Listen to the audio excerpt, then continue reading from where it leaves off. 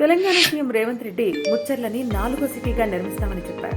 ముఖ్యమంత్రి ఆ ప్రాంతం మీద ప్రత్యేక శ్రద్ధ చూపడానికి గల కారణాలేమిటో ఈ వీడియోలో తెలుసుకుందాం.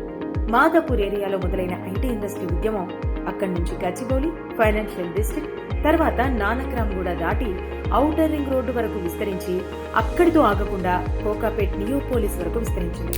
వెస్ట్ హైదరాబాద్ లో ఐటీ ఇండస్ట్రీ కారణంగా రియల్ ఎస్టేట్ ఒక పీక్ లెవెల్లో పెరగడానికి అప్పటి సీఎం చంద్రబాబు ప్రభుత్వం కానివ్వండి, తర్వాత వైఎస్ రాజశేఖర రెడ్డి, అలాగే కేసీఆర్ ప్రభుత్వాలు కూడా సహకరించాయి. కానీ ఇప్పుడు అక్కడ విస్తరించడానికి అవకాశం లేకుండా తయారైంది. ఎందుకంటే అక్కడ జంట జలాశయాలు ఉస్మాన్ సాగర్, హిమాయత్ సాగర్ ఉన్నాయి. అలాగే 111 జీవో ఉంది. ఇలాంటి ఇబ్బందికరమైన పరిస్థితులు చాలానే ఉన్నాయి. ఇప్పుడు డెవలప్ చేయడానికి అనుకూలంగా ఏదైనా ఉంది అని అంటే అది శ్రీశైలం హైవేనే. ఎందుకంటే గత ప్రభుత్వం ఫార్మాసిటీ పేరుతో దాదాపు 11,000 ఎకరాలు కలెక్ట్ చేసి పెట్టింది. ఇది ఎయిర్పోర్ట్ కి దగ్గరగా ఉంటుంది. అలాగే దీనికి మెట్రో సౌకర్యాన్ని అందుబాటులోకి తెస్తే త్వరగా డెవలప్ అవుతుందనే ఉద్దేశంతోనే తెలంగాణలో 4వ సిటీగా దీన్ని డెవలప్ చేయాలని ఆలోచిస్తోంది.